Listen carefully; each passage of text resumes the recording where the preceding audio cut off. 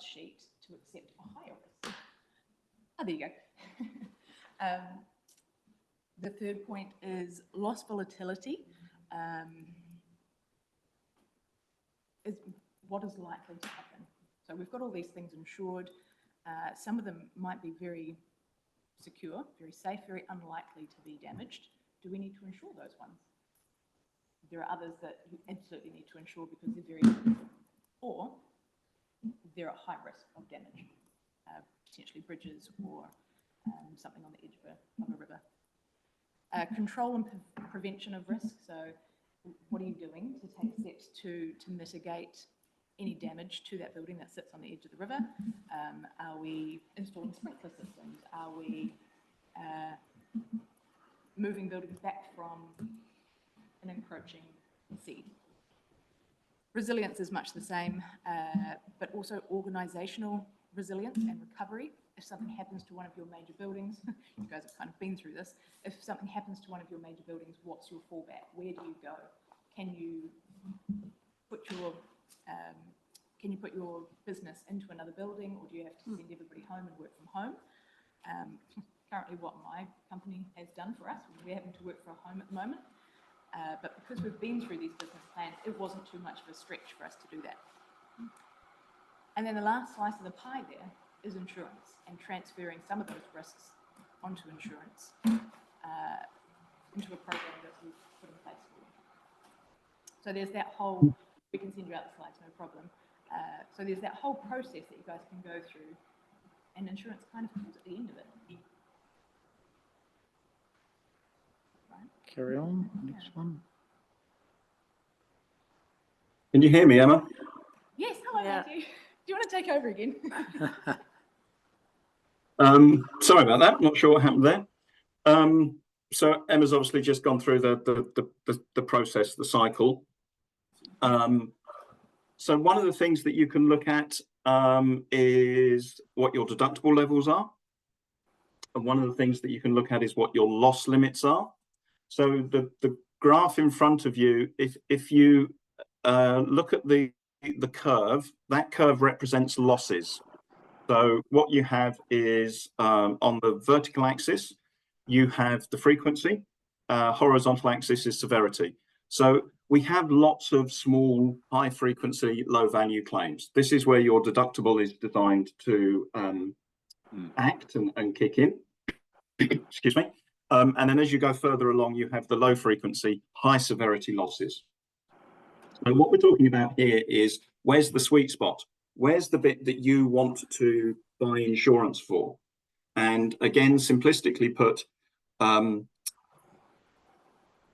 example I have is whenever I go to Taupo and somebody says to me, well, what happens if the lake goes up? I normally answer that question with slightly flippantly, well, I don't really care, because if the lake goes up completely, then half the Central North Island's disappeared. So why would we buy an insurance program that is going to respond to that horrific event?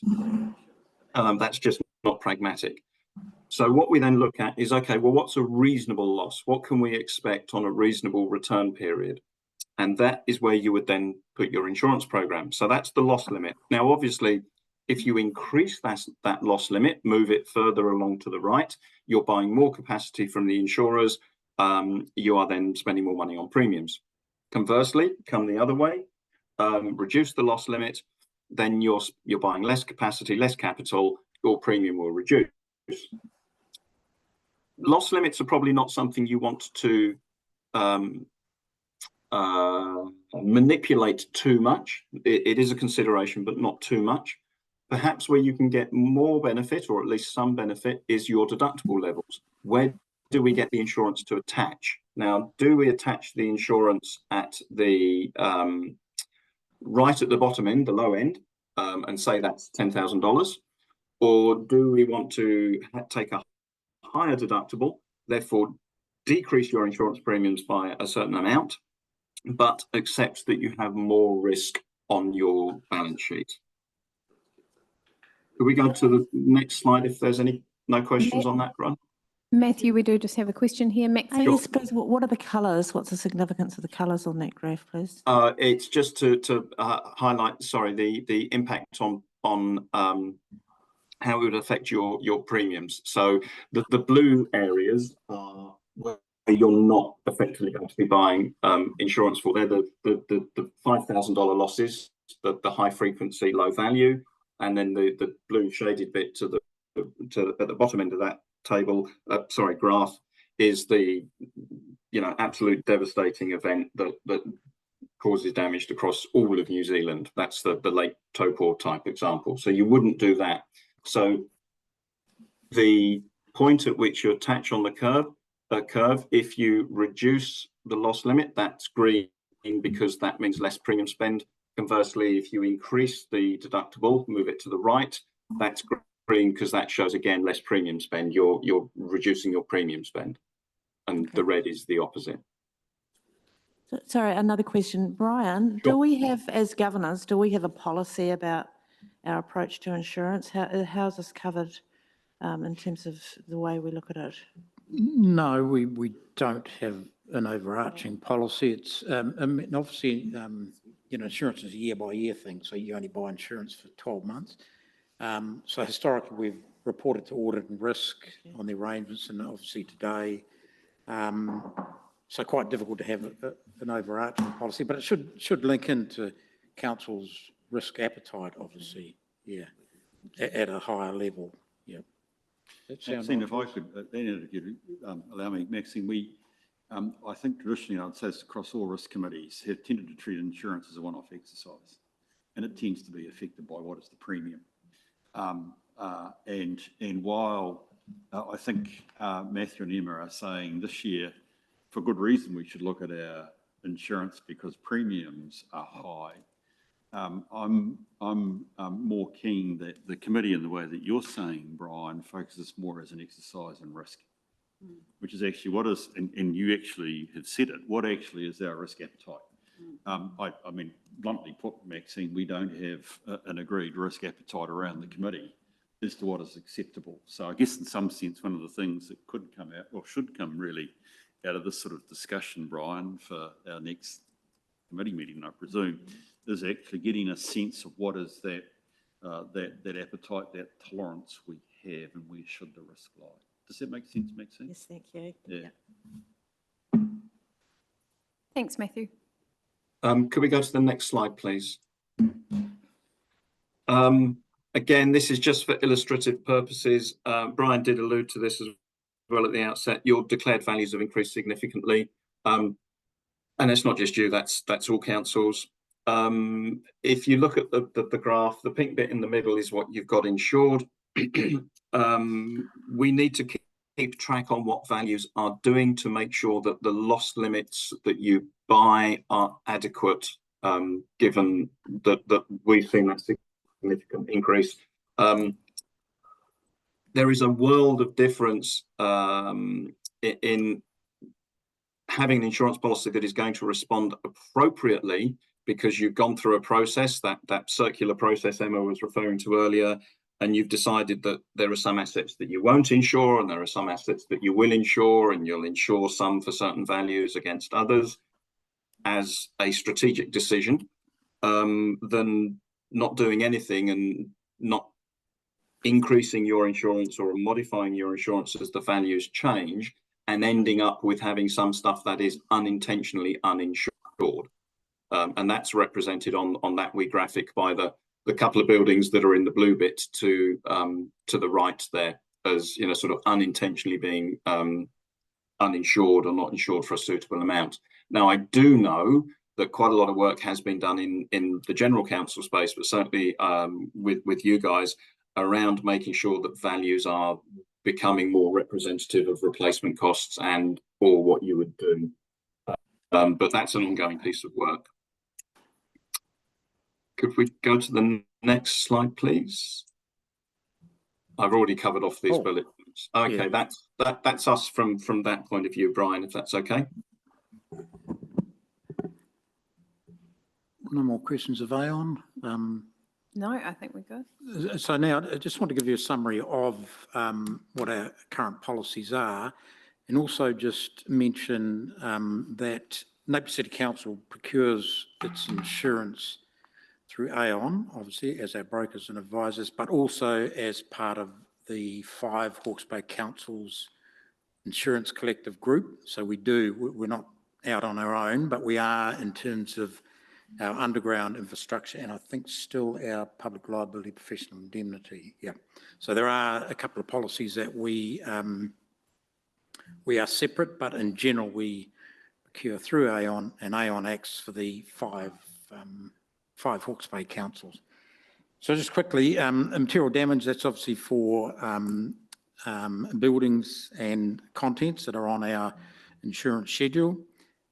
And I did give a handout, actually, like we have a massive schedule, but I did just hand out on there just sort of a summary, and I'm sorry, it's not sorted by any values of what we currently do insure, the sum insured, which is the replacement cost. We get our replacement costs revalued every year by CBRE, and that's our the premiums. So obviously Napier City Council's got some pretty high value assets. We'll come to the Inner Harbour later, but we have McLean Park, nearly $90 million. So some of these big assets, and they really flow through the aquatic centre, obviously Kennedy Park, Aquarium, this building we're in now, the Conference Centre, Municipal Theatre, MTG, and our housing villages, at 111 million and quite a substantial premium. And then we have our 3 waters above ground assets. We'll come to the below ground assets in a minute. And our wastewater treatment plant, and then the Inner Harbour, which we'll discuss. So, we have some quite high value assets which flow through to those premiums. Brian, can I ask a structure question around how the insurance works for us? So I'm presuming, so we've got $886 million worth of assets insured on the schedule as an example, and I presume we're insured in such a way that if we had a total loss of all of those, that's how much we could claim? Or is there like a cap per annum? There are, and I do have a slide on that later. So we do have loss limits, and I'll explain that when we get to that slide. Okay. No, you are correct. There are loss limits and Loss deductibles. limits, yeah. Okay. Yep. And then we have business interruption. So that's linked to the material damage. So if there was a major event, and like this activity here, the conference centre, so we do have a 24-month where revenue is insured under that business interruption, but of course it's got to be relating to a claim under the material damage policy. We have our motor vehicles and mobile plant insured. That's quite high because, excuse me, we have our own internal services department, the depot, and so when we talk about motor vehicles, we're not just talking about cars, we're talking about a lot of our mobile plant, so that's quite significant. Crime insurance, employers' liability, statutory liability, they're common liability policies. Overseas travel, we don't use that. We used to in the days of Sister City, what have you, but there is a policy that on official business staff and councillors, we are covered there. We have the museum, Hawke's Bay Museum's trust collection, fine arts collection policy, and then we have our public liability and professional indemnity. And obviously in terms of non-physical assets, the greatest risk to council is, in terms of litigation, is really in the regulatory area. And as we know from past experience with a few apartment blocks down Nahariri, it is in that regulatory area of council issuing building consents, carrying out inspections, issuing code of compliance at the end for significant buildings. Subsequently, they turn out to be either have weather tightness issues or structural issues, fire issues, whatever.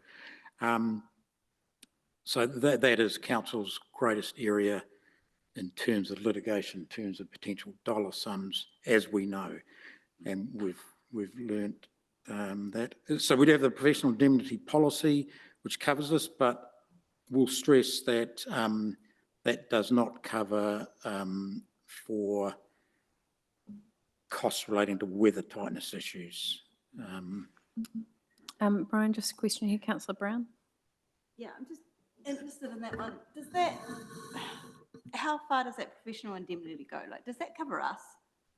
The example I'm thinking is we accidentally defamed someone and we had a defamation case against us. Does that cover elected members and staff in that way, or? In general, staff and elected members can't be held responsible for professional negligence in general, except for unfortunately, the chief executive with health and safety issues. That's as I interpret the law.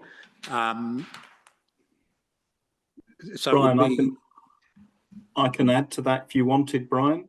Yes, please. Yeah.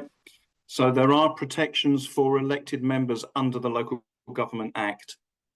And it is highly unlikely that an action will be brought against an elected member because of those protections. The issue does arise, and you did touch on this, that unfortunately I can't see who's asking the questions. Defamation is one whereby the cover wouldn't necessarily extend out completely. There is a degree of cover, but in terms of doing your everyday activities as elected members, the action would ultimately be brought against the council, and there are those protections for you.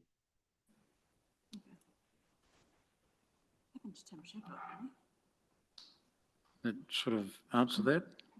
Thank you. Okay. We'll just move on. So this is obviously just a table setting out those policies and what our current premiums are, and then based on advice from Aon, just what potential increases may be in this renewal 1 November, but obviously we don't know yet. So obviously the big one in terms of our premiums is the immaterial damage, which is, I think, sort of roughly reconciles to that 3.2 million currently, is that our material damage policy. That's the big one. Motor vehicles, as I say, that's largely relates to the depot. Underground infrastructure is significant, and then this professional indemnity policy, which is quite significant, obviously. So that just sets out there current premiums and compared to budget. So our current 24-25 budget in effect is fully spent, overspent. So that just sets out a bit of a picture that really we don't have budget to take on any more insurance at this point anyway. Any questions on that? Yes, I have a question through you, Madam Chair. I see with the estimated increases this year ranging from 5% to 15%, perhaps if I could ask Matthew or Emma, are we likely to get increases of that size next year and the following year? Is there any idea, or is it sort of crystal ball gazing? It is a little bit crystal ball gazing, but I think that the underlying trend is that the market is slowing. So they may not be so significant next year. It's always very difficult to look ahead. I mean, as I mentioned earlier, we're hoping that for some markets, we might even see that though the rates coming through as flat.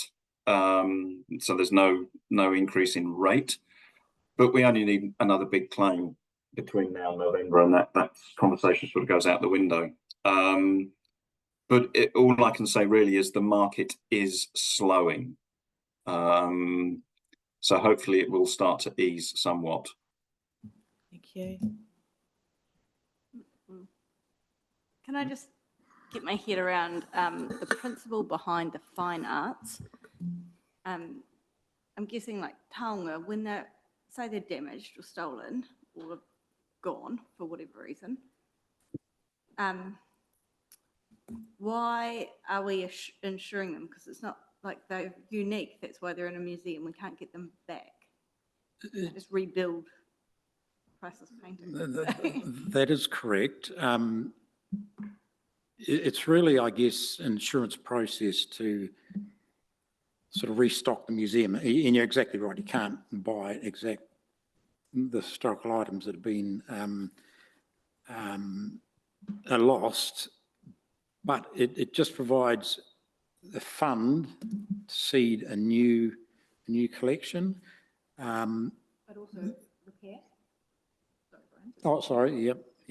So if you have a painting that is damaged by water or smoke damage, there's a fire, the painting hasn't been lost entirely, but you need to do some restoration to it. Okay. The insurance will pay for that restoration. It will pay for the painting to be sent to an expert restorer and brought back as close as it can be to its original form. Restoration makes sense.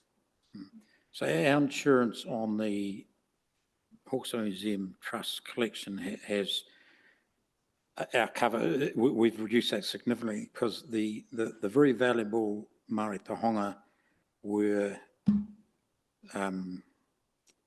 sent back to the iwi. So, the po, the very valuable po, and I don't know, that was sort of like $100 million value and whatever. So the insurance premium is not significant now because we don't pay fire service levies on the collection, so that reduces that. And a lot of the really valuable Mare Tahonga, it'd be 3 or 4 years ago or 5 years ago, was returned to the iwi. That's right. I don't know if we're up to a principles-based conversation. I can understand restoration. That makes a lot of sense. My understanding of the museum is that we've got so much stuff that we can't exhibit at all anyway. The idea about that we're paying to be able to replenish it doesn't make a lot of sense to me. It's a policy of the Hawke's Bay Museums Trust that we do. Right. That they require the insurance, and this forms part of the overheads of the Hawke's Bay Museum Trust, which get funded by both Hastings and Napier. Okay, so it's not our decision to make. I suppose as a funder, it may be. Yeah, yeah. I mean, sometimes the art has a purchase price as well. You recoup that. If you buy a painting for $30,000 today and it disappears tomorrow, you need to recoup. But it did have a value. Yeah. Okay. Out of all the ones on there, though, it's probably the cheapest insurance of the lot. Yeah, it's not significant nowadays. No. Perspective. Cool. Right, move on. I'll be more concerned about the professional indemnity. Oh, so this gets back to Annette, what you were talking about. So, and Matthew touched on this.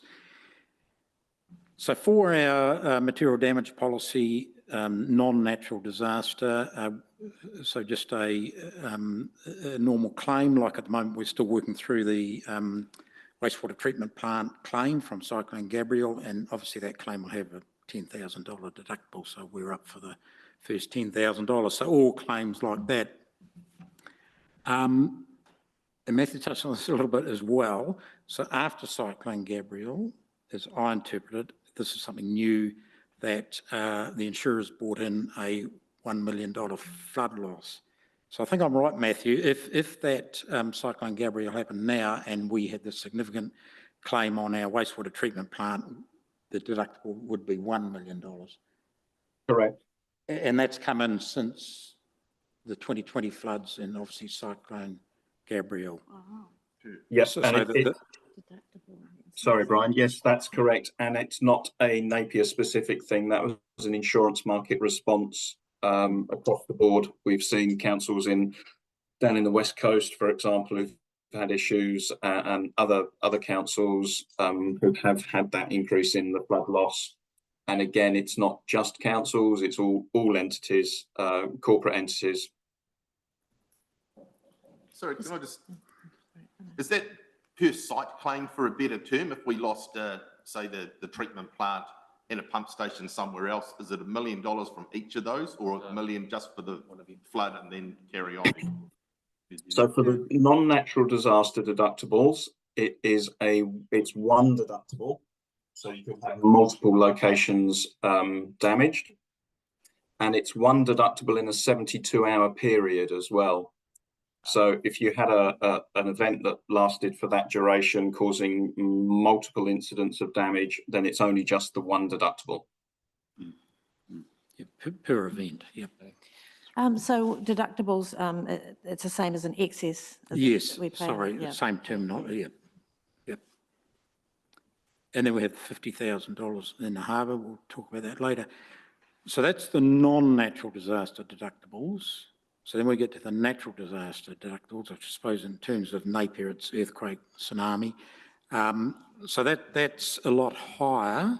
So that's 2.5% of the site sum insured in the event of damage for an earthquake. So that's obviously, a lot higher if you take, 2.5% of some of these big assets. So the deductible is a lot higher for earthquake. And then it even goes up pre-1935 buildings 10%, which we don't have a lot of. Well, some of them might be that came just after the earthquake. Excuse me. Yeah, 1935, well, the earthquake was 1931.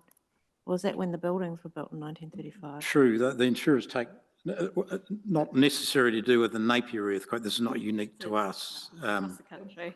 Buildings built pre-1935 have a much lower built quality. It's the building code changed in 1935, probably after the earthquake, as a result of the Hawke's Bay earthquake, yeah. Can you just give us an example of a non-natural flood? Like, Yeah, sure. Brian, are you happy for me to do that? Because the terminology can be a little, excuse me, can be a little bit misleading.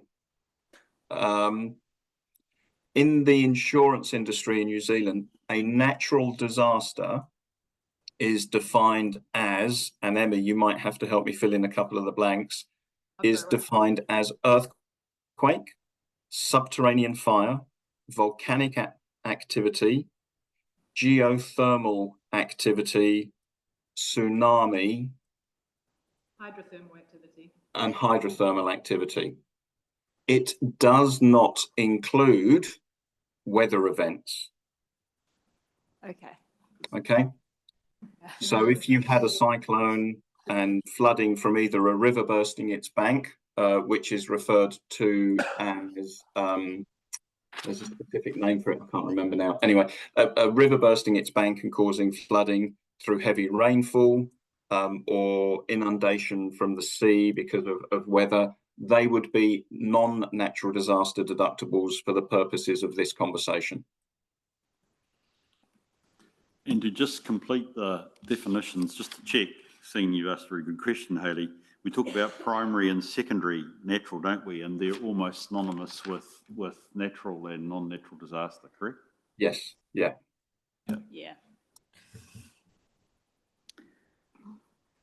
So those are the insurance excesses or deductibles, but then we get on to loss limits. So in any insurance year, what in total the insurers will pay out.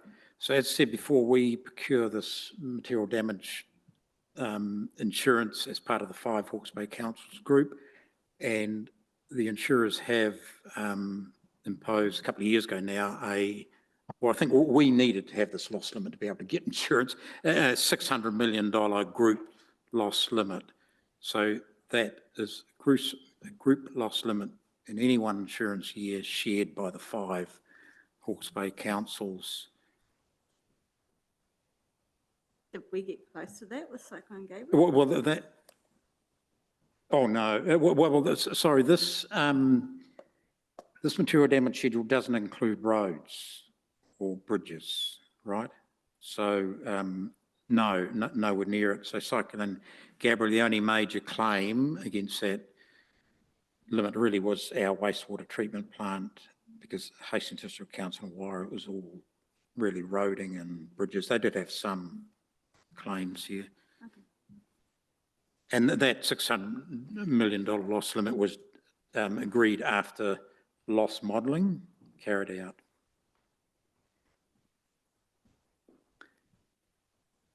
So in terms of Napier City Council, we have a $100 million fire loss limit in any 1 year.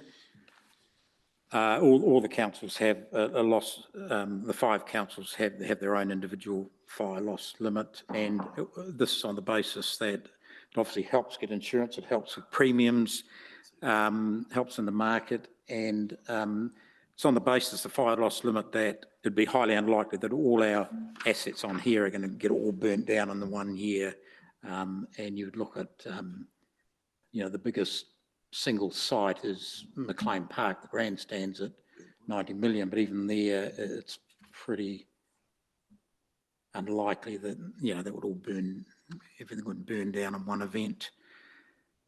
And then, once again, this is new, $100 million loss limit for flood, and that did come in, I think, after the 2020 floods, and probably Cyclone Gabrielle influenced that as well. So it just reinforces what Matthew said. The insurers are really now looking specifically at locations and risks. Okay, move on. Just a quick one just to get around it. Like, I know that Hastings did insure their bridges. Would that would have come out of the 600, or is that a separate? No, that's policy as well? separate, yeah. Okay, So the bridges are under our infrastructure program, okay, separate from the zero damage program. right. And the same with stop bank. So regional council takes stop bank insured, but under the infrastructure policy, Not zero damage this policy. one. Right. So not part of the 600 million. And again, just for completeness, Emma, it might be useful to explain how the group loss limit of 600 million works, if all 5 councils were claiming. To be honest, It's a discussion for the council. well, no, we have signed an agreement amongst the 5 councils, and it's proportionate. So if you know, we exceeded $600 million, so the $600 million would be divided up pro rata depending on our Declared values. yeah, sums insured. Yep. Yes, which doesn't mean we have $600 million for ourselves necessarily, And we, correct? It's No, no shared limit. It's a region-wide Total loss limit. So if there was a horrific event that did impact all 5 of the councils, and the losses exceeded that $600 million, you would each get as much of that as you could based on your size. So if we said that Napier had a loss and Wairoa also had a loss, you would both not quite get your full loss amount. Wairoa's amount would be smaller, and Napier's would be smaller, but proportional to your very schedule, your various losses. yeah, I see.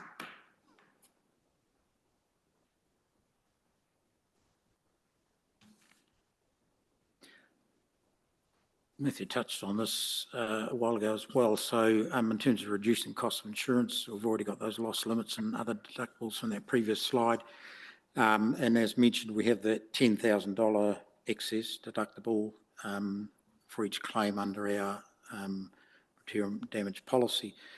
So an option obviously is to look at increasing that. Do you want to speak to this, Matthew? Yeah, sure. So this is a question we're investigating for all of our councils. Excuse me. The subtlety to this that we have to be aware of is that your material damage premium is basically made up of 2 sections. One section of that premium is made up for the earthquake risk, the natural disaster risk, and obviously your part of the world, that's quite a high exposure. The other part of the premium is made up of the non-earthquake risk. So that is your storm, flood, fire, those types of things, malicious damage, etc., etc. The issue that we have is the non-earthquake premium actually only represents about 30% of the total premium you pay for the material damage program. I can't remember the number that Brian put up previously, but if you said the total premium was sort of $3 million-ish, what that actually means is about $1 million of your premium is not for the earthquake component. It's for all other losses. As the previous slide showed, you've got two different deductible structures. You have a deductible structure for the earthquake component, the 2.5% of the site value or 10% of the site value, depending on the year of build. And then you have the other component, which is the $10,000, the $1 million, wasn't it, Brian, for flood? So if we look at increasing those deductibles, then it's only to that smaller portion of the premium. So if it's a 70-30 split, roughly $3 million, that means about $1 million worth of premium is for those all other losses. So we're only going to be taking that 15% rate saving off of that $1 million, which means you're going to get, and these are estimates, we've not gone and asked for quotes on these yet, these are estimates, but you're only going to save around about $150,000 in premium for increasing that deductible. Now that's a significant amount of money, but going back to some of the earlier questions, this is all where we start to need to think about what is your risk appetite. Because what would happen if there was a building at $990,000 that got burnt down, and you had to pay for that yourselves to rebuild, because it's that $1 million deductible. So it's those sort of conversations, but that's just an example of the possible savings. Yeah, the 2020 floods, obviously we lost, went through the Centennial Hall and we had to replace the floor, and that was about $1 million, yeah, which was, other than the $10,000, covered by insurance. Yeah. I think that was 1.8 million. Oh, well, probably in total the 2020, I think the Centennial Hall was about $1 million, and then we had other damage elsewhere.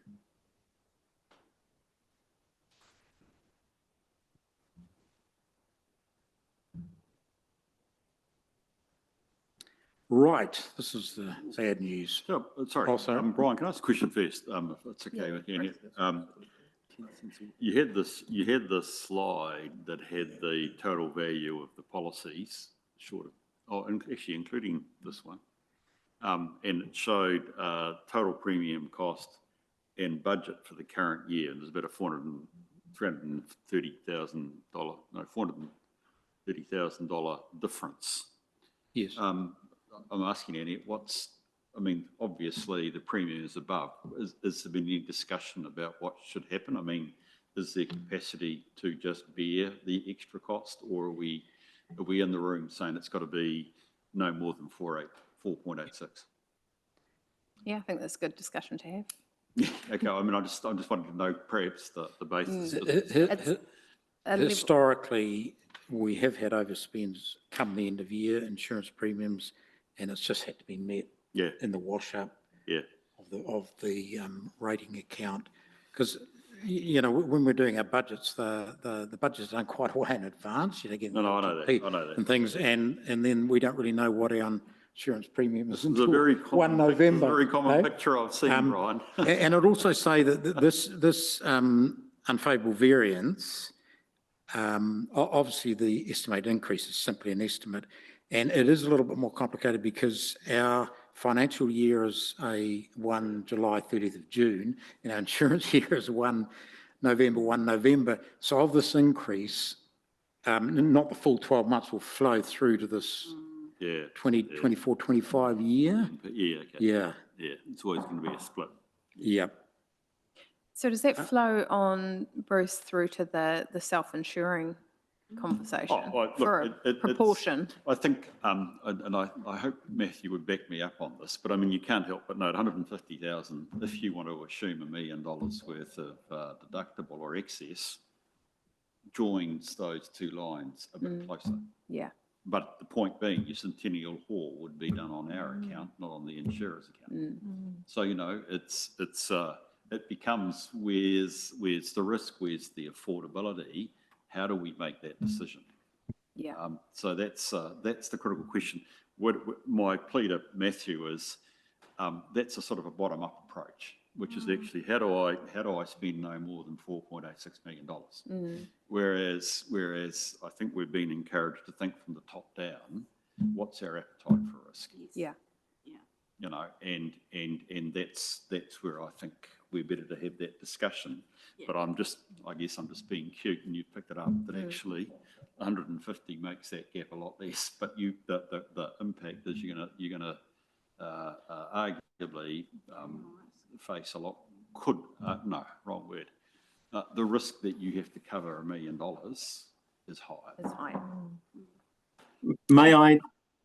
Oh, carry on, Matthew. Sorry, may I just add something to that? Because I do understand where Bruce is coming from on those comments. The graphic that Emma spoke to, when unfortunately I fell off the call and I couldn't hear if she said this or not. You go around that process, and the very last thing that you do in that process is go off and buy an insurance program. Yeah. If you start from the point of view of that quadrant, that last quadrant, it's in essence the tail wagging the dog. Yeah. And now there's two ways we can look at this for you.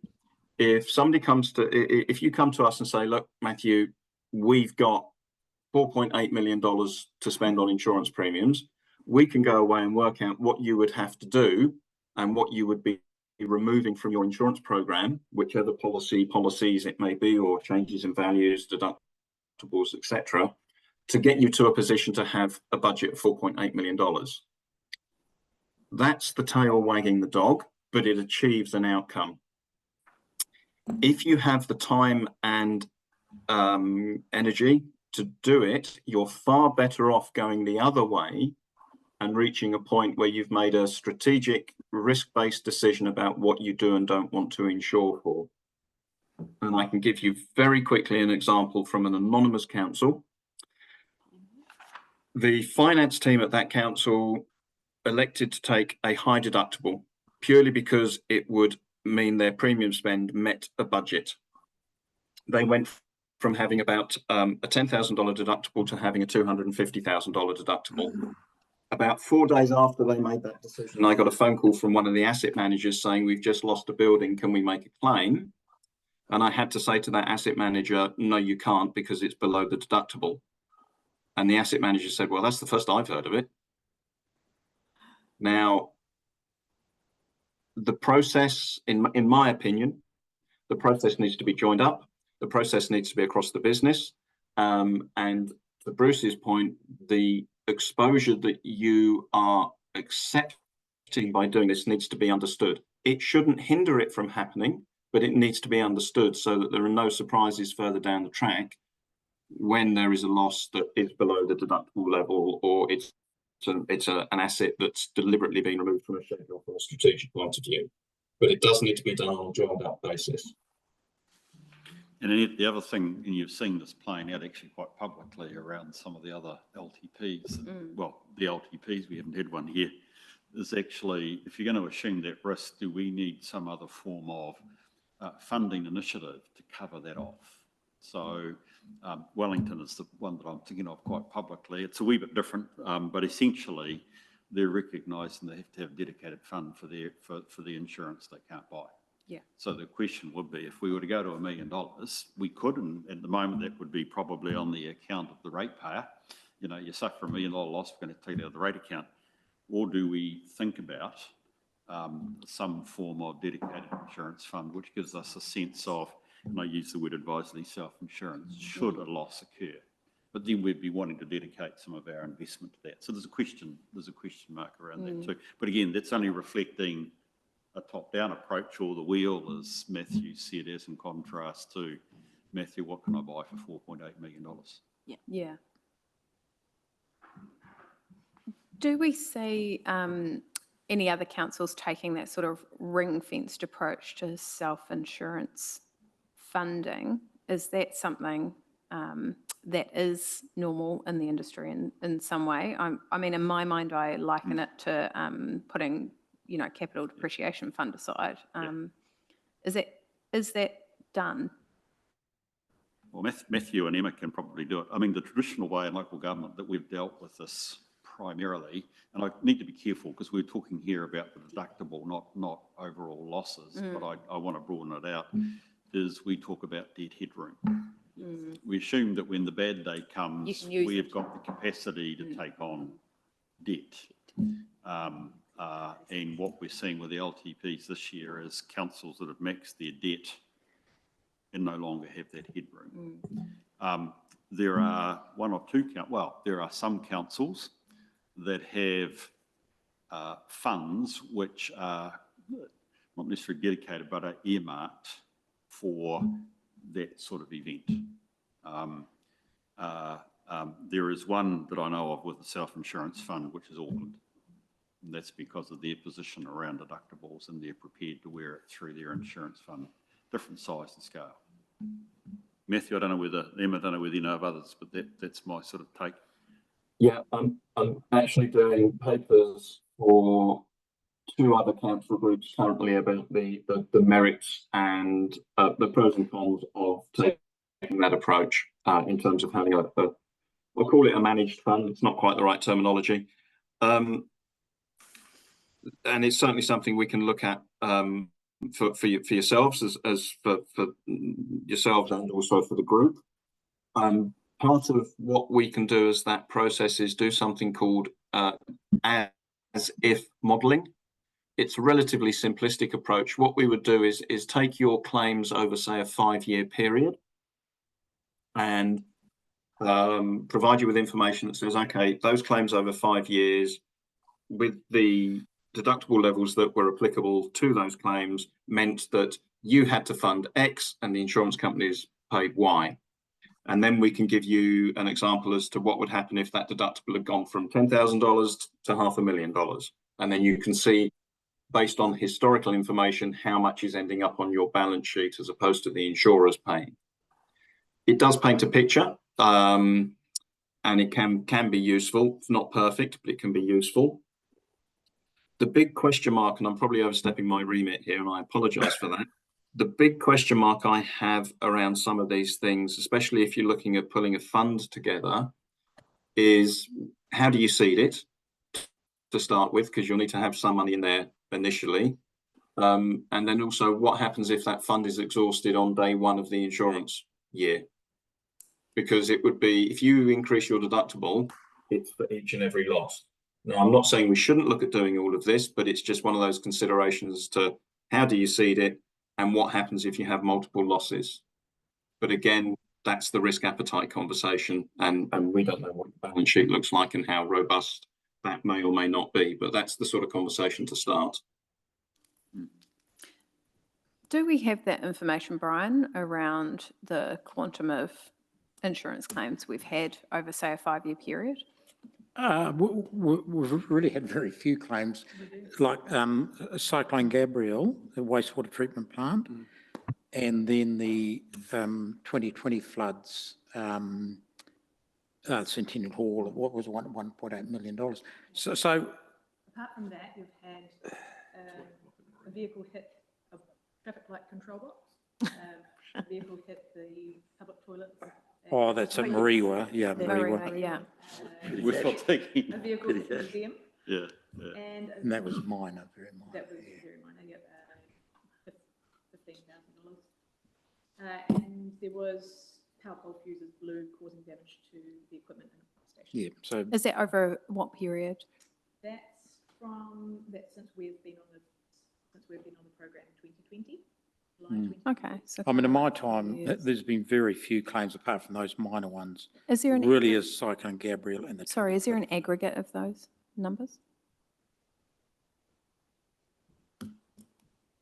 Won't be that much over, No. at 1.8, about $2 million. $2 million.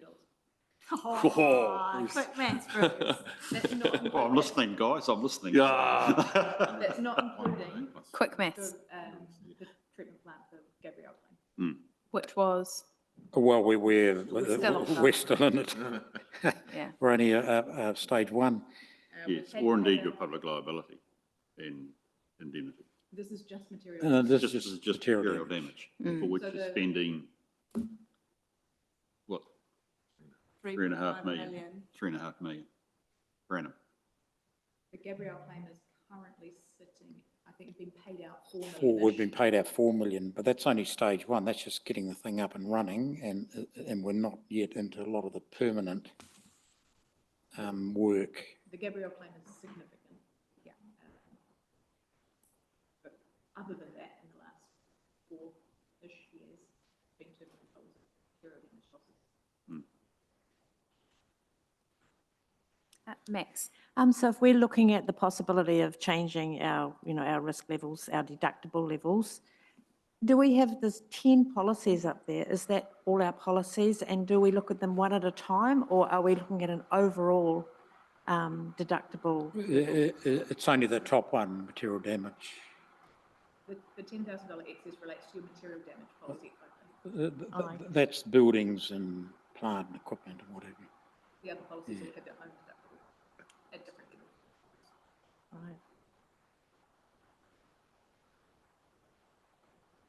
Right. Move on, underground infrastructure. This is the difficult one and the scary one.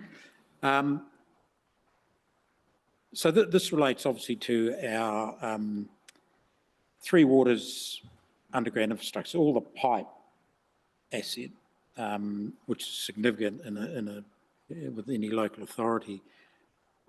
So theoretically, when insuring that, your cover should be based on a probable maximum loss, based on loss modelling. So we're talking about here like a Christchurch earthquake, 1931 earthquake. So based on loss modelling, not every pipe underground is necessarily going to get damaged.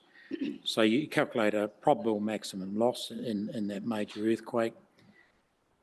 Currently, we're assuming 60% contribution from central government. That's not guaranteed.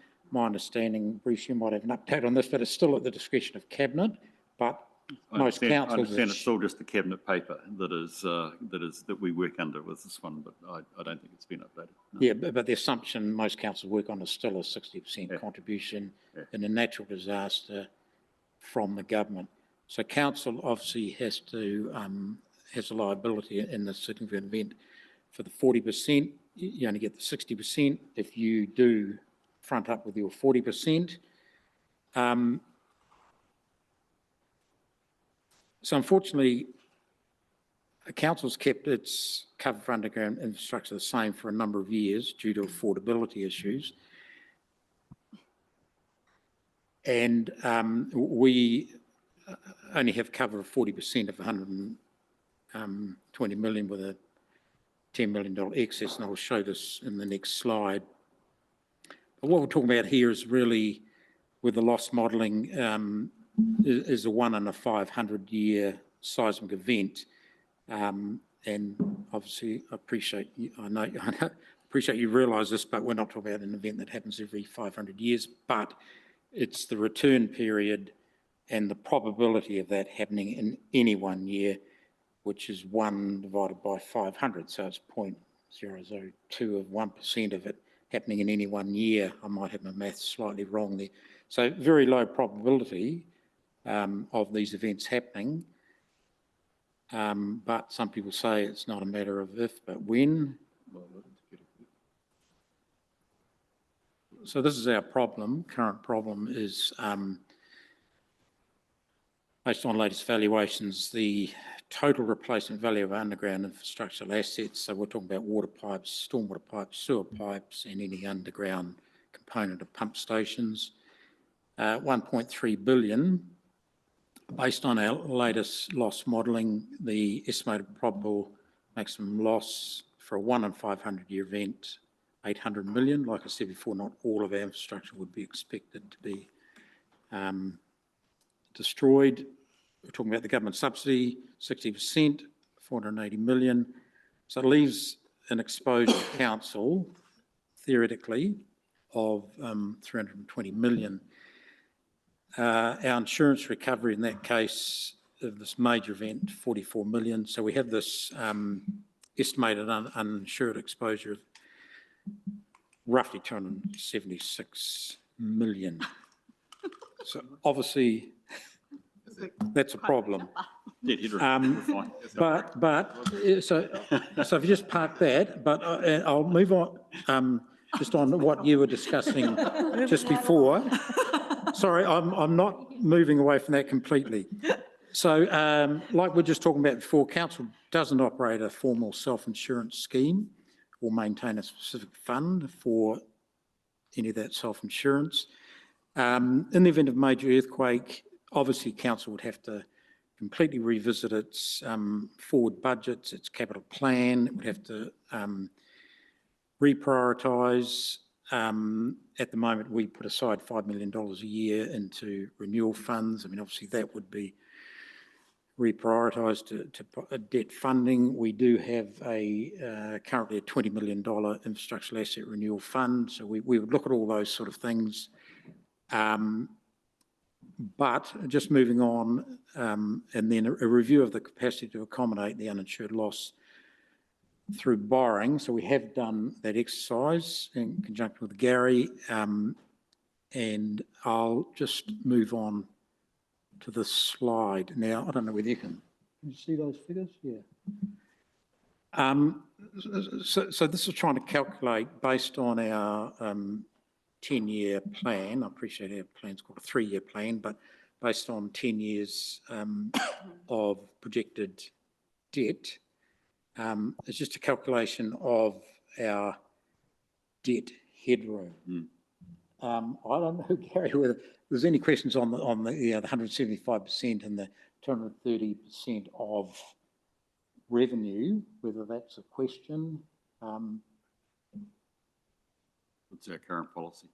Isn't that to do with What's our our debt status with policy? the LG plan? Yes, yes. Our current internal policy limit is 230%. LGFA is 175%. But if we were to get a credit rating next day, then we go up to 100%. Yeah. The credit rating's what, about 50 grand a year to maintain it, let alone buy it in the first place. So I suppose what we're saying is we do have debt headroom, but of course you borrow extra, you've got to pay the interest and there's a rate increase, but yeah. So whether that gives council any comfort, I'm not quite sure, but we thought we'd put that in front of you. Not exactly Sorry, a fuzzy blanket. Can I just ask one question of you, Emma or Matthew? I mean, this is all asset-based, and I'm thinking of event-based costs. And I'm conscious that even Napier's being subject to this, but I'm asking this as from general ignorance.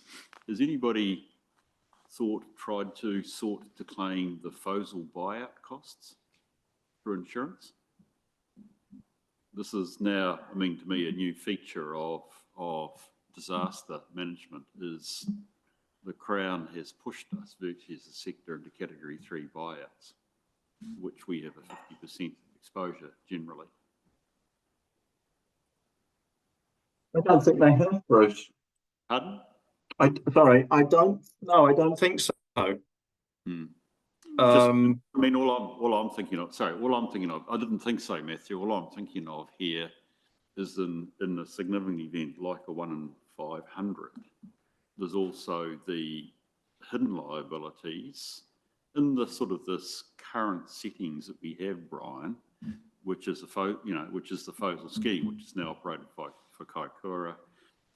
It's operated now clearly around Gabrielle. It's very hard to go back, and I'm worried about some of the hit or the truly unknown liabilities that we would face in the event of a disaster of this size. So yes, that might cover our physical assets. Yeah. But what about the rest? And so I'm conscious, I should be an insurance salesman, Matthew. I'm worried about those other costs that if we were truly thinking what is the risk of these events, we'd be thinking about that as well. Yeah. And certainly that's a reality for Hastings with their 50% buyers. We're quite fortunate that we only had 12 or 12, 14. I know, it should be. Hastings, Yeah. hundreds, That's right. and Oh, and Auckland. I assume that they're just 30%, going to have to something. fund it with borrowing. Yeah, yeah. Yeah, just out Yes, of the but I blue. mean, my point is, so we've just spent 267 million to max out our limit to fix our assets, we still have to pay for FOSA. You know, I'm Yeah. just, It's theoretical, hypothetical. Okay. May I add something to that, Brian? Yes. Which wasn't an agenda item for this conversation, but as Bruce has raised the question, and I think, Bruce, you will have seen this diagram that we did at one of our forums.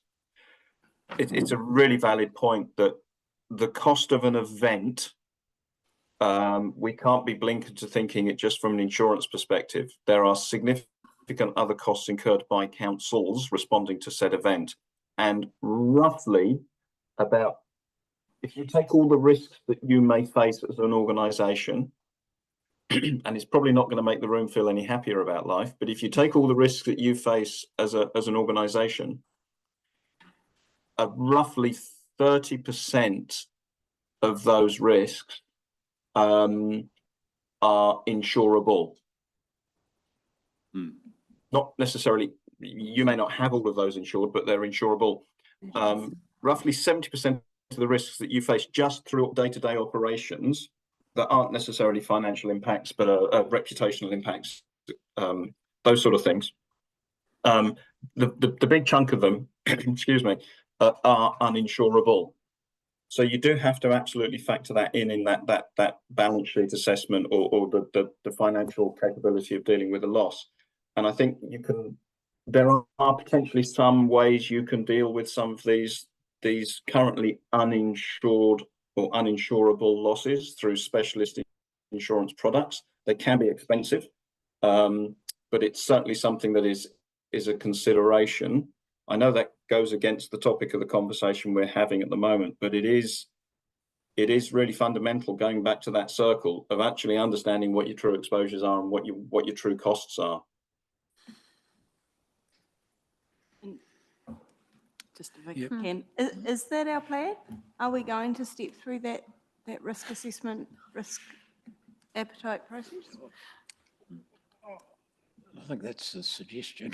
I'm looking your way, Brian. What's the paper going to do?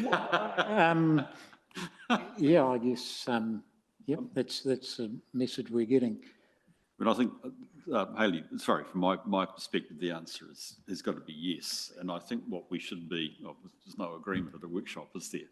But I think the thing that we should work through is trying to do that wheel, which is the top-down approach. I'm not quite certain how much that would take to do in terms of time and effort, Brian, but I think that logically is where we've got to go. I mean, I think there is a question. I think, Emma, you said we have to do this by the 1st of August. Is that right? Or something of that nature. So there becomes a question, what's credible to do that properly versus our need to instruct Aon for placement for 1 November. So I don't know how to discuss that entirely because I'm playing with budgets and other people's money, but you see perhaps the bind, it would take some time to potentially work through steps 1 to 6 versus the time we have at hand. And it can come in iterations. Yeah. You can have in the next couple of weeks so that we can get that information through and have a really general crack at it for this renewal. But it's probably something that's going to take, dare I say it, even a few years to go through that process completely. Yeah.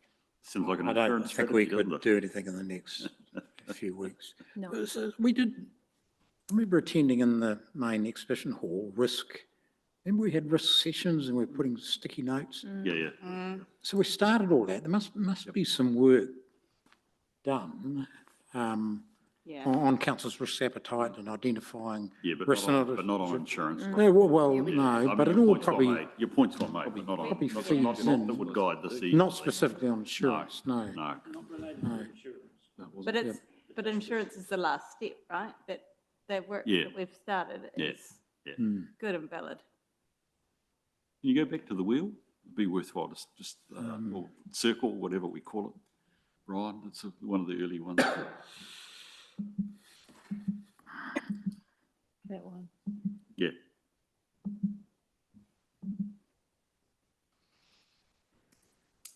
So what? May I You go say for that, Matthew. add something? Sorry, Bruce, I'm not going through the appropriate protocols. I apologise to the councillors for that. This is iterative, as Emma said. You are better off investing the time and doing it properly than trying to do something quickly. Determining the risk, we're probably actually okay on that. We pretty much know the majority of the risks. I think from what I'm hearing in the conversations, I think the biggest one you're going to have to get your heads around is the risk positioning. Is what is your appetite towards risk in itself? There are some sort of low-hanging fruit things we can do at this year's renewal, which Brian will cover off in another couple of slides coming, just to help with the insurance cost implications. And that can be as simple as changing the deductible, looking at that, going through your asset schedule, deciding what you do and don't want to insure. But this does form a bigger piece of work, which is across all the activities of the council. Yes, we are using insurance as a tool to start this conversation going, because your insurance premiums are going up and up and up. But I do think probably the biggest thing, and this isn't a point that is unique to yourselves. This is a point that we talk to lots of councils about, and Bruce has heard us say this with his other roles at other councils. It's actually understanding what the organisation's risk appetite and risk tolerance are, and they are two separate things. And I'm not an expert in these. Brian's shown you the debt headroom and what have you.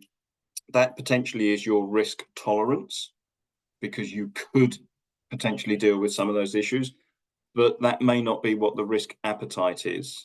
The risk appetite may be something different. And from the conversations that Emma and I have with councils around the country, that's probably the first big step, is to actually have an overarching appetite and understand what that is. And that can be different for different parts of the organisation, but it will all feed into one thing.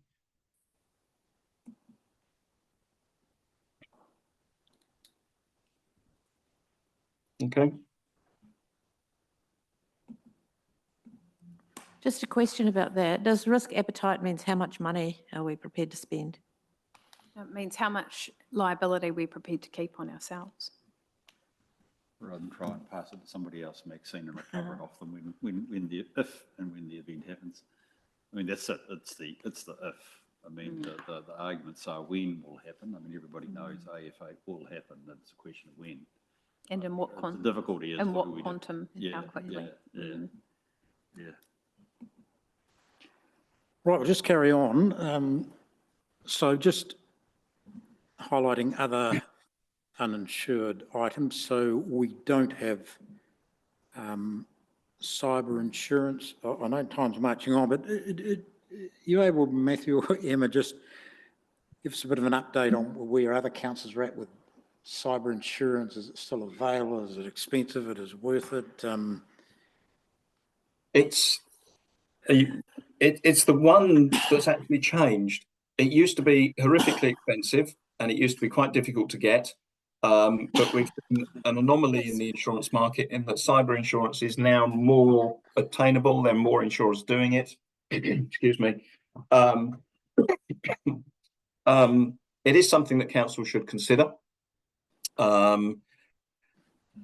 What we're talking about here from a cyber point of view is denial of service type attacks. Somebody gets into your system and shuts the business down, or you know, the Waikato DHB was a big example of that a couple of years ago. It caused absolute chaos. There was a whole bundle of costs incurred to rectify those issues. Also, the ransomware. Somebody gets into your system and says, "We'll let you use your system again if you give us $1 million." it's probably a conversation to go into a bit more detail separately to this workshop, but it is one that has come back a bit and is a little bit more attainable. So it is a consideration, but you do need to have minimum levels of multi-factor authentication, security protocols, run various IT tests, you know, sending out the bogus email to staff to see how they reply and do the education piece. But it's a consideration, yes, Brian.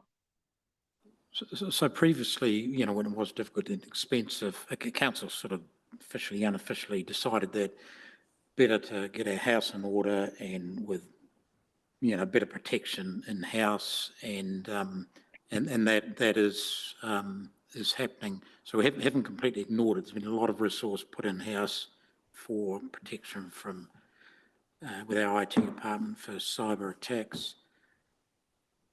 But I guess we could get a quote for cover. Yeah. Absolutely. Yep. The other one we don't have insurance for is roads and bridges. Historically, councils in New Zealand don't take out insurance for roads. Some do for bridges, and I do have another next slide on bridges. And that's on the assumption that in the event of a you know, cyclone or earthquake, that NZTA will come to the party, which they did in Cyclone Gabrielle, and increase their subsidy rate from the standard 50 something to in excess of 70%, and I think funded some items completely. Land, we don't insure land. We can't insure land. In general, we don't insure playground equipment. We sort of touched on this before. We don't insure the land improvements on our sports fields and reserves, and irrigation and what have you, and also some of the paved surfaces out at in the housing villages, the roads that go in to the parks and what have you, and parts of the lagoon farm, their livestock and hay. So we're once again just highlighting we don't willy-nilly insure everything. We do sort of consider things. Are retaining walls covered? I beg your pardon? Retaining walls, are they covered? They can be covered. For retaining walls relating to bridges? Retaining walls adjacent to roading. Yeah. No, we don't, no. Whether on council road land and we have the liability for the retaining walls? No. But where one fails? No. Through an event, if, no, we don't have insurance, no. Does that cover your question? It answers it. Ish. Yeah. I don't know. Question is your risk I don't know appetite. if it's smart. I won't tell you how many there are in so- Wellington, Hayley. Sorry, just, you've got here in one of these line items here, Anderson Park Playground, but playground equipment's not insured No. unless it's specified here, because that clearly would be, right? Sorry, what was it again? We've got here Anderson Park Playground is valued at.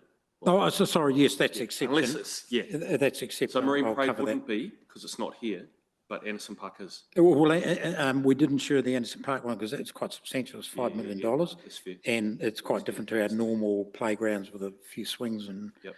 what have you. Or, You know, that's fair. Yep. Now, just clarifying that, thank you. No, you're correct, yes. So bridges, so currently Napier City Council doesn't insure bridges. What Cyclone Gabrielle highlighted was, and we're well aware of that, that Napier City Council is 50% owner of that Brookfields Bridge, which disappeared, and the Redcliffe bridges. We historically haven't had insurance for bridges. Obviously upon, I mean, as I understand, NZTA have paid for the temporary Redcliffe Bridge. No decisions have been made for the Brookfields Bridge. But obviously when those permanent solutions come within council sometime away in the future would have to consider going in with Hastings and insuring those shares of the bridges. So Napier, because we're obviously a small urban authority in effect, We don't have a lot of bridges. The one that we have inherited from NZTA in the last few years is the Pandora Road Bridge at West Shore. And we could look at just adding that to our infrastructure policy.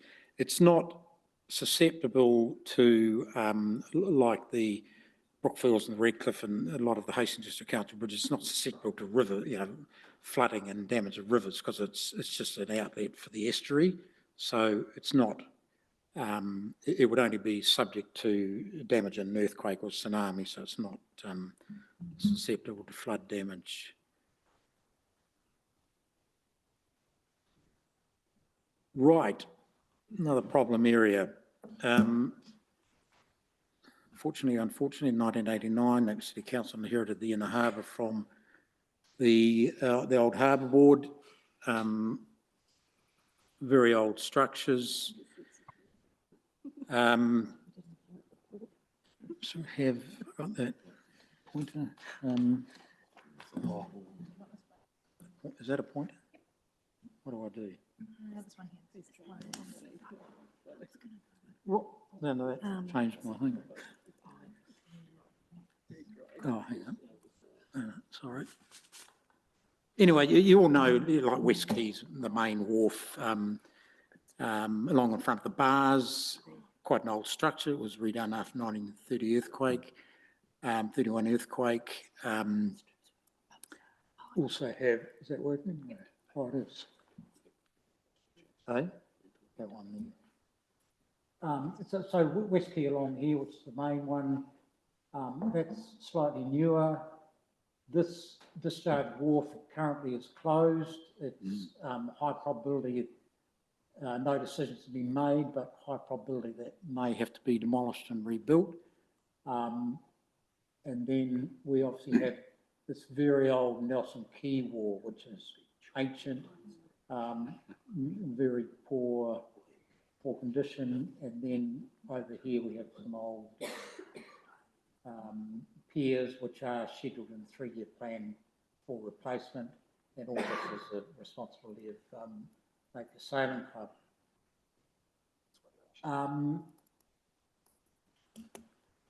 So I'll just sort of move on here. So these walls and pontoons and that are only really could be subject to earthquake, tsunami. They're not going to necessarily catch fire. If a boat rammed into them, it would only be partial damage. So our current insurance is that the discharge wharf, which was the one that, oh, hang on. Anyway, the discharge wharf and the main West Quay wharf are insured for replacement because they are vital for the fishing industry. The rest of the facilities are really recreational. But we have currently got those insured for indemnity value, which is really a depreciated replacement cost, a sort of a market value of the current state. As I said, most of those inner harbour structures are in poor condition. The issue is that because of their age, and even though we insure them for replacement costs, the insurers will only give us money based on providing a modern day equivalent based on the current state of the asset. So it's a like for like modern equivalent. But my understanding is insurance wouldn't cover getting everything up to code, getting it earthquake strengthened above what they currently are, and they obviously are earthquake prone. So currently we have, I think it's down on the bottom of that sheet I handed out. So the inner harbour is making up quite a substantial portion of our current insurance with $500,000 in premiums.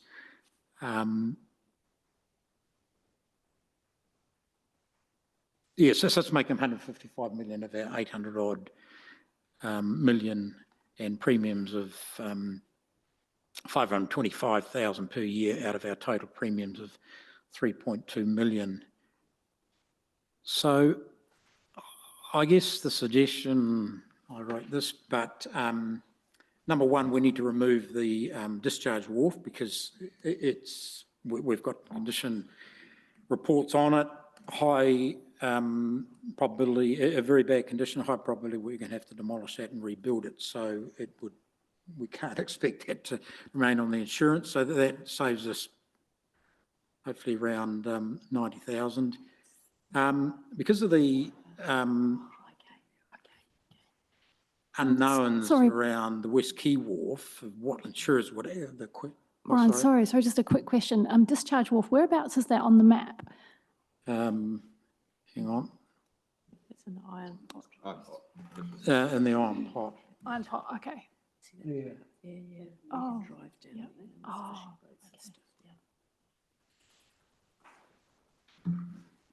Very literal name, isn't it? Hang on. Yeah, so because of the doubts, really what insurers would pay out, a suggestion is to move that from full insurance to an indemnity value, and that would be $37 million. So in the major event, we would have some money to sort of do some temporary work. Because you might be able to clarify, I mean, if you insure something for replacement value, then insurers will only pay out if you do replace like for like modern equivalent. With indemnity, you can take the money and run. Is that right? Yeah, so am I right there? Yeah, pretty much, Brian. Yeah. Well, Yeah. you have to take the money. You can take the money and run as long as you're going to spend the money. You can't just take the money, run and put it in your bank Right. account. But it could go towards some temporary Correct. temporary solution in the event of this massive earthquake that destroys these wharves.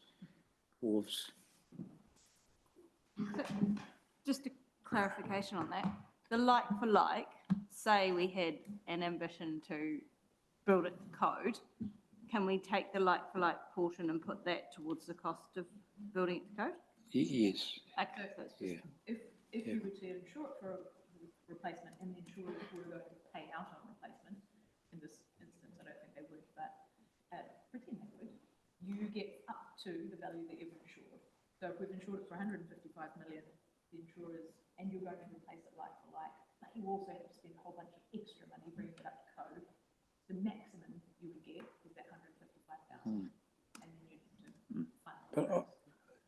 And I suppose the dilemma is that if this big earthquake happens, we don't really know what we would do with the inner harbour. I mean, we're not 100% sure whether we would replace everything like for like. yeah. You know, you might just No, you wouldn't. completely revisit the whole thing, which we have done in the harbour master plan, and that wasn't taking into account what would happen in an earthquake, but it was basically that we would currently we'll keep everything where it is. But in this major disaster, I think council at that time probably go back to square one and say, well, what the hell are we going to do with this inner harbour? And just, you said that they probably wouldn't pay out. Why would they not pay out? Because of the current condition. Okay. So we're insuring something that's basically uninsurable at the moment. Well, that's my point really. Are we sort of wasting money on, Okay, yeah. right, you're there. Sounds smart to look at. Like I said, there's some low-hanging fruit that we can easily pick up for this renewal that would make some changes. Okay. And then with that old Nelson Quay Wharf, once again, we've got that insured for an indemnity, but Is it Nelson Quay? if something happened there, we'd demolish and start again. So, yeah, I know it's all a bit confusing, but just trying to put everything in front of you with some suggestions.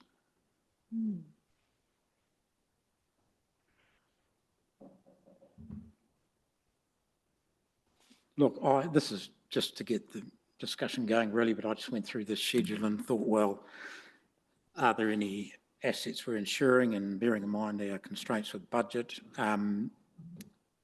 Let's take the Anderson Park Playground, which we mentioned before, which we do ensure, in the event of a major earthquake, would we sort of rebuild that exactly the same? Would we make do with some smaller playground? So is that critical asset, bearing in mind our budget constraints? We also ensure all the fountains in the city, some of those clocks, the floral clock out here, various memorials and things like that. Once again, are they critical? Certainly add to the city, but would they be critical after a big earthquake? Got the viewing platform down here where we ensure that top structure. Nice to have, but would that be our top priority in a major earthquake? I've got marine parade improvements. I meant the reef garden, where we demolished Marineland, we put all that reef garden, all those sculptures. Once again, critical after an earthquake. Got a thing like that bike stand opposite the old library. It's not much. Traffic lights, parking control, that's all our, the pay to park meters and all that system, and bus shelters. So I just sort of threw those up just as examples of where everything adds up. We may be able to sort of balance that premium to budget. So once again, not sure who makes these decisions, whether it's council or management or whatever, but I could put this to the Sustainable Napier agenda meeting and discuss it. Any feedback, any feeling on? Sorry, just for the example of bus shelters, if I'm going back to one of the other slides, that would be 10% of the cost if something happened to one of those bus shelters. Is that right? Was it something I read somewhere where you had a slide there that was, if something happened to a bus shelter, like we're insuring them all, we had a bus shelter get, I don't know, blown up with someone burned it down. And then we went to claim on that. What's the percentage of? What's the? It would be $10,000 at the moment. It was $10,000. Yes. So I remember the 10. Yeah. I would have thought if we lose all our bus shelters in Napier at the same time, we've probably got some bigger issues to deal with. Yeah. That's cool. Thank you. I think, what's the chance of the Anderson Park playground? It would only be an earthquake. Yes. So like, yeah, Napier's main risk. I mean, the chance of buildings burning down, all our buildings burning down are very remote. I mean, the reality is, as you know, Napier lives on a fault line. Its earthquake is our big risk with all these assets. I mean, we do get minor vandalism at Anderson Park and things like that, but we can deal with that. Yeah. I mean, your standard excess is $10,000. So if you're looking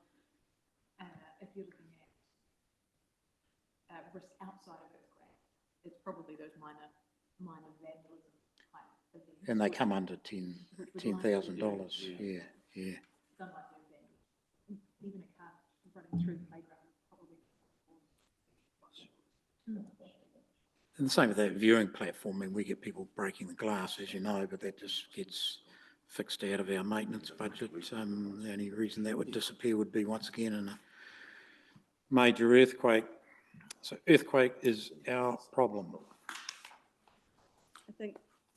Anyway, those are just suggestions. Eh?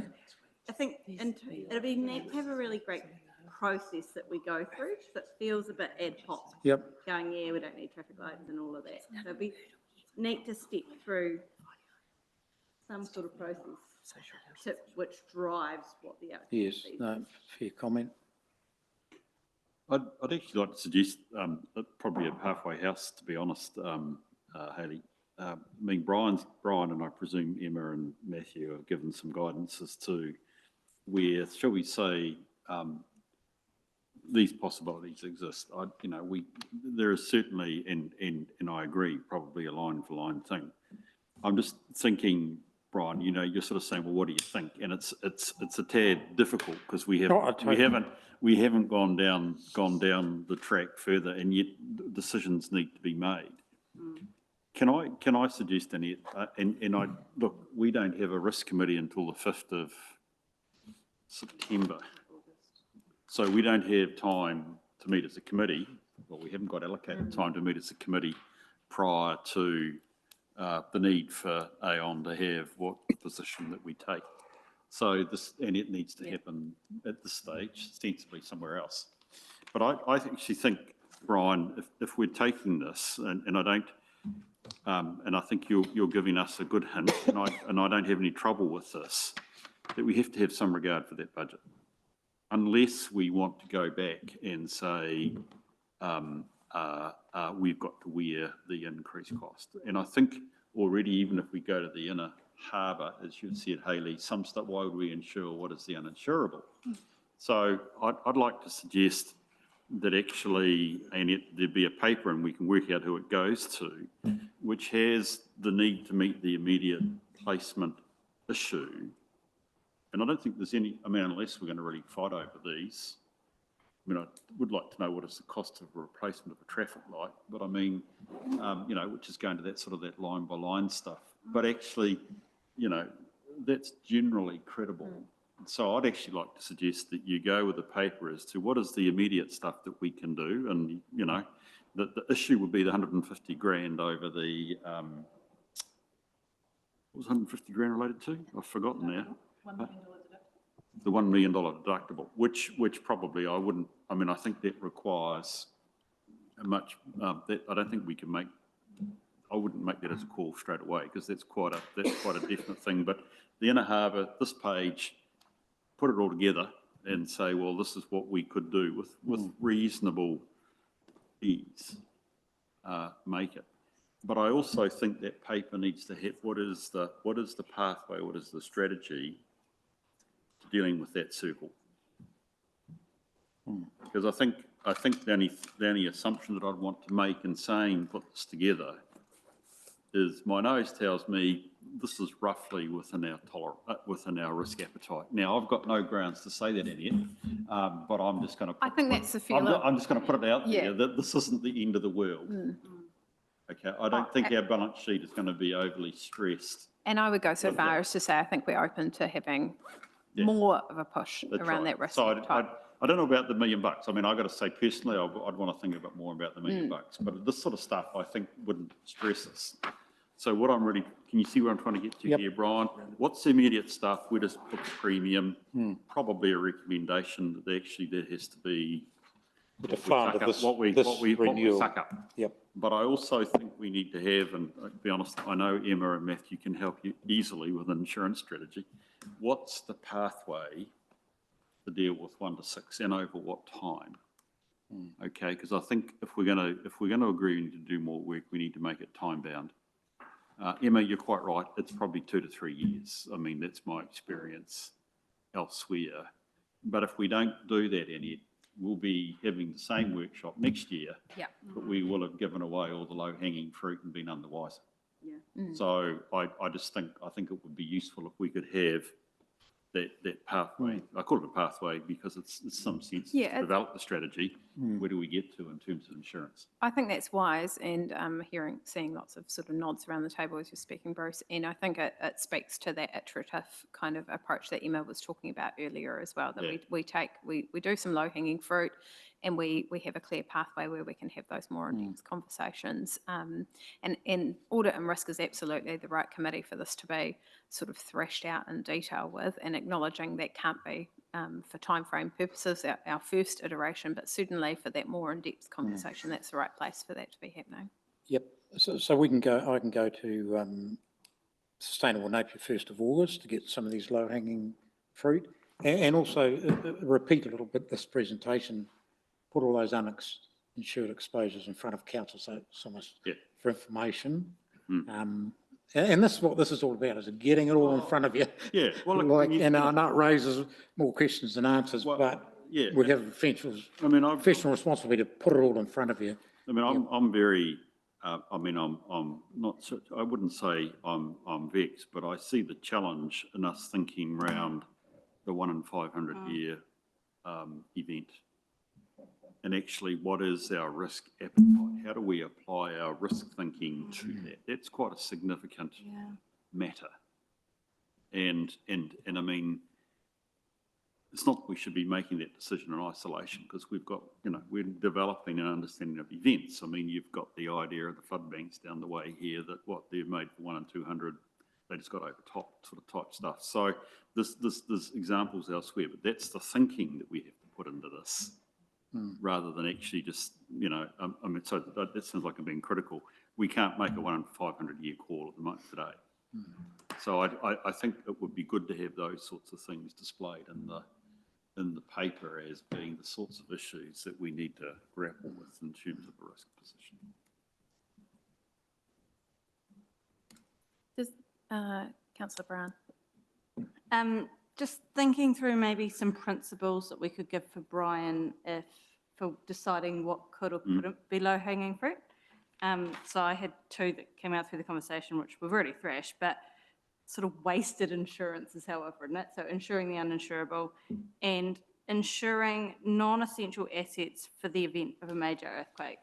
So is that the idea that we look at it through the lens of, if the city is flattened, what are we really going to want to have insured and built back first, and what are the nice to haves? Is that a way of thinking? I think so, but there's a spectrum in there as well, right? Yeah. Because some of the nice to have stuff is worth insuring in events where you're not talking about a total loss situation Yeah, as well. yeah. Councillor Greig. Yeah, just a really quick one. The McLean Park grandstands, can you explain why that figure is so high? What's that? Well, that's what it would cost to place that whole stadium. And that's based on our valuer's assessment of replacement cost. So is that in the event of an earthquake, or if they all just fell down, or To rebuild it. So if to rebuild the whole thing? Okay. Well, if it wasn't there, and you Yeah. had to put it back Okay. in Yeah. place Yeah. as it is today with the same structure, how much would it cost to clear Yeah. the land, to rebuild it, Yeah. to get all the consents that you would need to get? It's just, But once again, yes, probably the greatest risk is a 1 in 500 year earthquake to that big Harris stand, that big concrete, massive Harris stand. Chance of everything burning down, probably quite remote.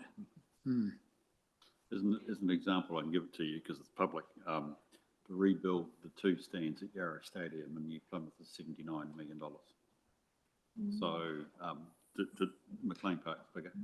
So I would suspect the 99 is not a bad guess, but I suspect it's undershot.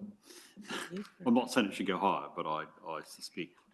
Well, the question becomes, would you We're gonna fix that, replace right? it like for like? We're going to Yeah. fix that. Is it actually the right facility? Yeah. But that's a whole different story. it's just a really big figure. That's almost 300,000 premium. It is. That's huge. I mean, would we rebuild it? Would we actually rebuild it? I mean, It's used very infrequently. yeah, I mean, is it worth? I don't know. Anyway, Well, I don't think you would reduce it to a rugby question or a cricket question. You'd reduce it, you'd have to increase it to an event issue. What does Napier want to be and look like? Yeah. That was the challenge for New Plymouth when Yarra Stadium was declared earthquake prone, which is why it's being replaced. So you have to think about why. It's a good question. And there is the option, if you're thinking, cool, we've got this thing and it looks like this. Actually, we don't need all of this. If it were to go, we would only rebuild something that looked like this. Yeah. Then you can look at insuring it in a different way called functional replacement, where this is the replacement value of the thing that you've got now, but actually the new thing, the value would be smaller because we would do something different. Yeah. Or it could be done in a different way. So that is an option. Again, that goes back to your line by line Yeah. discussion. And rather we than- can help with that line by line Yeah. discussion. We can sit down with asset managers and audit risk and whoever needs to be involved and go through that line by line with you when you get to that stage. Once you've got your parameters in place, once you understand what your sliding scale is on nice to have and criticals, and once you've come to that place, we can come along with that line by line. Well, that's all the bad news from me. But as I said before, like the purpose of this is really just to It's Get it all off our chest and put it in front of you. And Yeah. I know it raises many questions as answers. But Do you feel like you've got enough guidance on a way forward, Brian? For the initial next meeting Yeah, of for the Sustainable next Napier, meeting. which has to be done early next week, but we'll Yes. get onto that. And then the step afterwards as well. That's right, and then future, which, yep, we'll have to. And so I Yeah, think, but- Annette, I think the other thing which would seem out of this is that there is going to have to be an acknowledgement in this paper. But you're not going to make up the I know I'm taking it from the wrong end, but the immediate budgetary sense, you're not going to make up $430,000. That deficit. Yeah, you're not going to No. make up the deficit. So I think the paper clearly is going to have to recommend that there be we find extra money. Yeah. Financial. Sorry, We find extra money for the budget shortfall. Find it. yes, Extra money. and that, Yeah, to be honest, happens every year. that's right. That's right. The rates up again. That's very good. Thank you. Okay. All right. Well, thank you, Brian, Emma and Matthew, and everyone for the contribution today. I think we've got a way forward for your People and Places Committee paper. And Sustainable. sustainable, was it? Sorry, I thought I heard you say People and Places at the Well, I beginning. may have. We got this. Wh- Or When is that? sustainable. When is that meeting? Sustainable, when is that, the date? That will be a week after. 1st of August, Two, isn't I it? think we must be 2 weeks. 2 weeks? Next week's people. and Places Happy if you and- look at the draft. Should be in your calendar. Yeah. I'm Yeah. not part of that. So happy if you look at my way and I can provide. Yeah, I can absolutely, provide and with a wee bit of with comment. different timing, it would go to. Oh, I understand it. No, don't apologise. That's needs must. It's good. Great. Thank you. Thank you, Emma. Thank you, everybody. Thank you, Matt. Thank you, Matthew. Have you got anything on? Bye-bye. How do you turn that It's up? not much. How do you turn that up? Yeah. Oh. 8 You know, o'clock. even some of the Oh. trickier ones, That like, are would have been. you ensuring the back of it turns in The custody? council. Or are you ensuring it Yeah. rebuilt? Whether it was, right? Some of those things you wouldn't rebuild. Council. Okay, and